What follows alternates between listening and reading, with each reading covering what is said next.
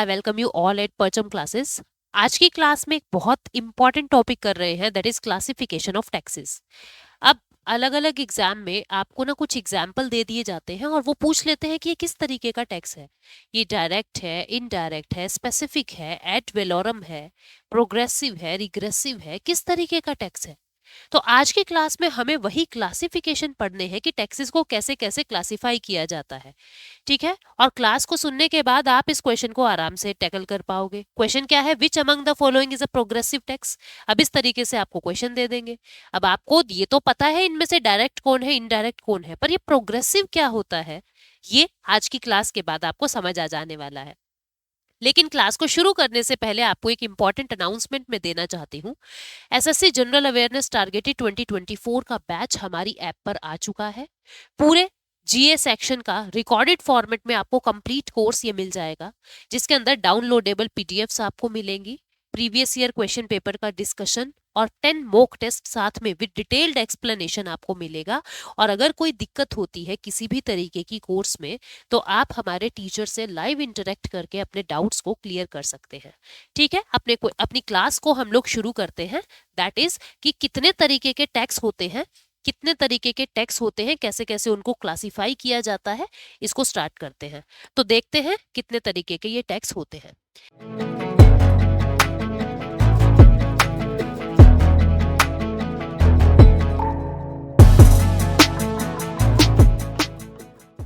सबसे पहले तो देखिए टैक्स होता क्या है। टैक्स होता है जो भरना ही पड़ेगा, मतलब ये एक ऐसा फाइनेंशियल चार्ज होता है जो भारत सरकार या सरकारी कोई संस्था आपसे ले रही है और उस पैसे का यूज पब्लिक एक्सपेंडिचर के लिए किया जा रहा है। ठीक है, आपकी सड़कें बनाने में, आपके देश के निर्माण में उस पैसे का यूज किया जा रहा है। और अगर आप टैक्स नहीं भरते हैं या टैक्स का इवेजन करते हैं, टैक्स को अवॉइड करते हैं, तो आपके ऊपर लीगल एक्शन लिया जाता है। मतलब वो एक पनिशेबल ऑफेंस माना जाएगा अगर आप टैक्स की चोरी करते हैं तो।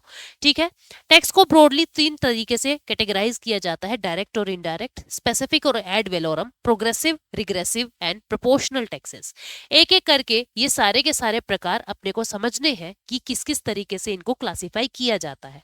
पहले अपना वही मेथड मैं अपना रही हूँ, साधारण शब्दों में आपको डायरेक्ट और इनडायरेक्ट के बारे में बता रही हूँ। ठीक है, सबसे पहले क्या है डायरेक्ट और इनडायरेक्ट। दिमाग में छवि किसकी रखनी है। डायरेक्ट के अंदर आपको एग्जाम्पल यूज कर लेना है इनकम टैक्स, और इनडायरेक्ट में हम यूज कर लेंगे GST. GST is a indirect tax. ठीक है, जीएसटी एक इनडायरेक्ट टैक्स है, GST is an indirect tax. तो अब देखो डायरेक्ट या इनडायरेक्ट क्या होता है। डायरेक्ट टैक्स क्या होता है, जैसे मान लीजिए ये कोई ए पर्सन है, ए पर्सन की सैलरी है 1 CR पर ईयर। ठीक है, एक साल में 1 करोड़ रुपया ए पर्सन कमाता है। तो ऐसा नहीं कह सकता ये कि मेरा टैक्स जो है बी पर्सन भर देगा, कमाऊंगा मैं और मेरा टैक्स बी पर्सन भर देगा, ये पॉसिबल नहीं है। जो डायरेक्ट टैक्स होता है वो जिस पर लगता है उसी को ही पे करना होता है, वो अपना बर्डन किसी और पे शिफ्ट नहीं कर सकता। ये तो बात समझ आ गई बर्डन की। अब भर के कहाँ आना है, ये पैसा कहाँ आप डिपॉजिट करवा के आओगे। आप central board for direct taxes यानी सीबीडीटी के विभाग में जाओगे, आयकर विभाग जिसको कहते हो, इनकम टैक्स डिपार्टमेंट, वहां पे ये टैक्स जो है वो आप जमा करके आओगे। यानी कि डायरेक्टली गवर्नमेंट के अंदर आप ये पैसा जमा कर रहे हो, और जिसके ऊपर टैक्स लगा है, जिसके ऊपर टैक्स लगा है उसी को ही ये टैक्स पे करना पड़ेगा, और डायरेक्टली गवर्नमेंट में आपको ये टैक्स पे करना है।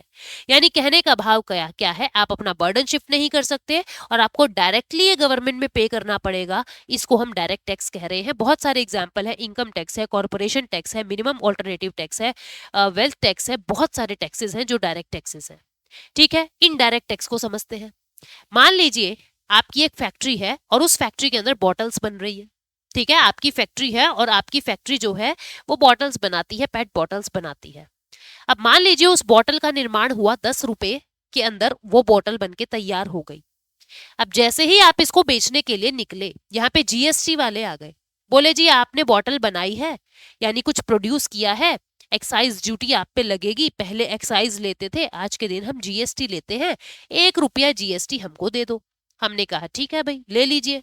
तो कितने की बॉटल हो गई, 11 रुपए की बॉटल हो गई, 11 रुपीज की बॉटल हो गई। और आप होलसेलर को जाके क्या कह रहे हो, होलसेलर को कह रहे हो कि भाई देख 10 की बॉटल थी और 1 रुपया टैक्स का हो गया, तो ये 11 रुपए तू मुझे दे दे, है ना।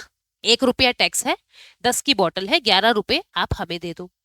अब ये होलसेलर जैसे ही अब रिटेलर के पास बेचेगा, तो जैसे ही बिकने लगी फिर से सेल टैक्स की जगह आज जीएसटी वाले खड़े हो गए। वो बोले फिर से हमें ₹1 दे दीजिए, यानी ₹11 की बॉटल थी, ₹1 टैक्स आपने दे दिया, ₹1 टैक्स इसके ऊपर और लग गया, बॉटल कितने की हो गई? 12 की।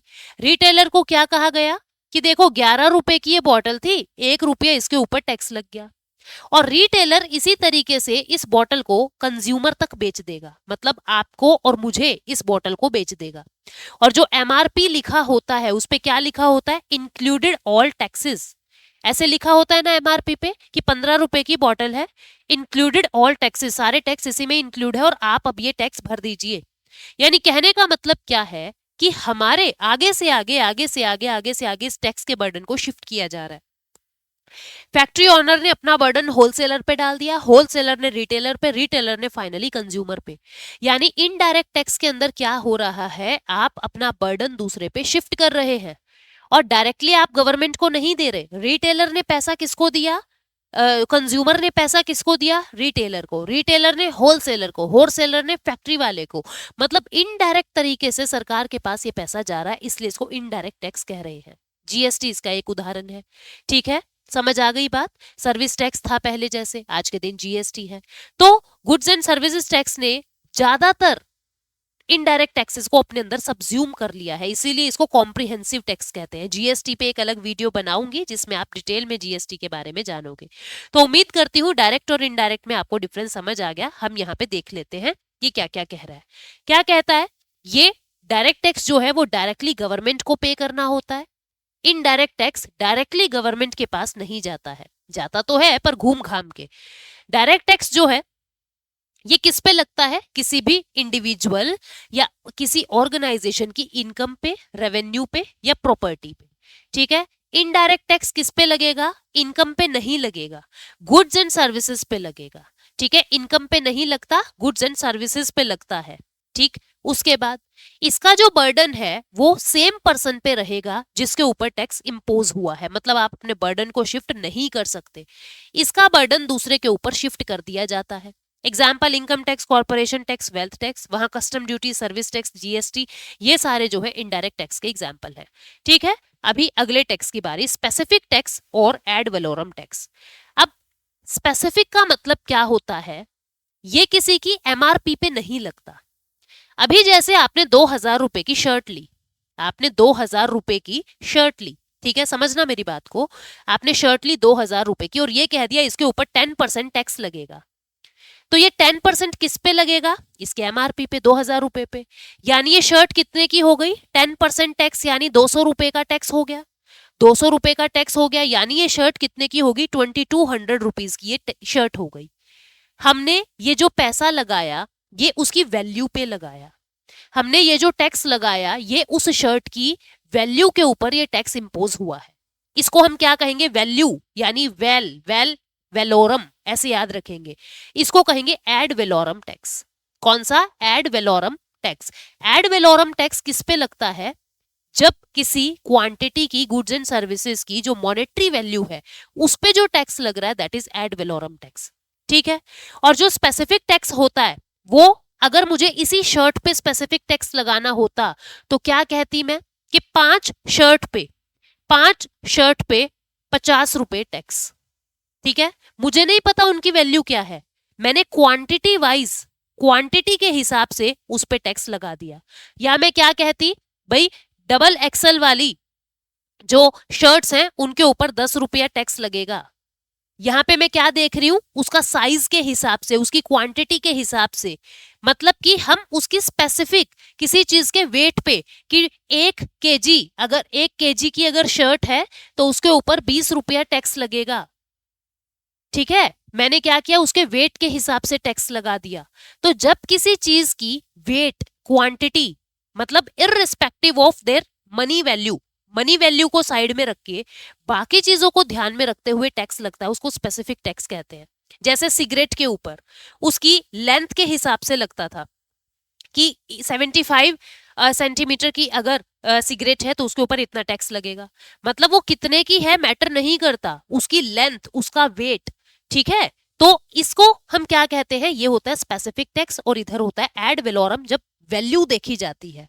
जनरली आप जो चीजें देखते हो वो एड वेलोरम टैक्स ही पे करते हो, ठीक है। जैसे जीएसटी लग रहा है कि इतने का सामान है, 1 करोड़ की गाड़ी है तो इसके ऊपर 28% जीएसटी लग जाएगा, है ना, 1 करोड़ 28 लाख की ये गाड़ी हो जाएगी। तो इस तरीके से जब मॉनेटरी वैल्यू पे टैक्स लगता है दैट इज एड वेलोरम, और जब क्वांटिटी क्वालिटी वेट के हिसाब से कि पर केजी पे इतना टैक्स लगेगा, इस हिसाब से जब टैक्स लगता है तो उसको हम क्या कहते हैं, स्पेसिफिक टैक्स। एक बार हम अपनी स्लाइड्स में देख लेते हैं।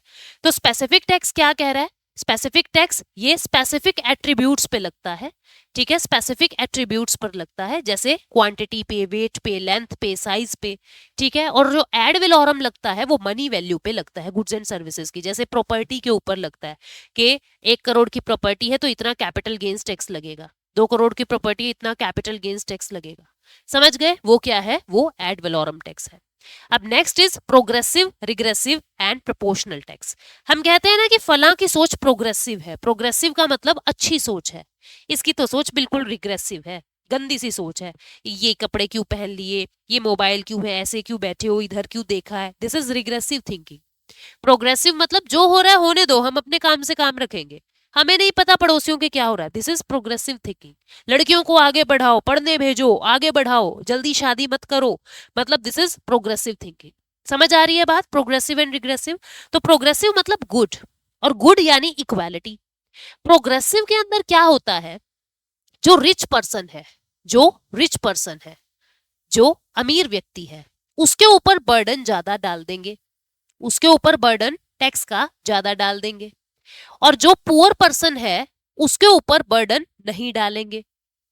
जैसे आप देखते हो इनकम टैक्स के केस में, अगर कोई व्यक्ति कम कमाता है तो उसे कम इनकम टैक्स लिया जाता है, अगर कोई व्यक्ति बहुत कमाता है तो उससे ज्यादा इनकम टैक्स लिया जाता है। जितना आप कमाते जाओगे उतना ही आपका इनकम टैक्स बढ़ता जाएगा। इसको कहते हैं प्रोग्रेसिव, मतलब अमीर को परेशान करो, गरीब पे प्रभाव मत आने दो।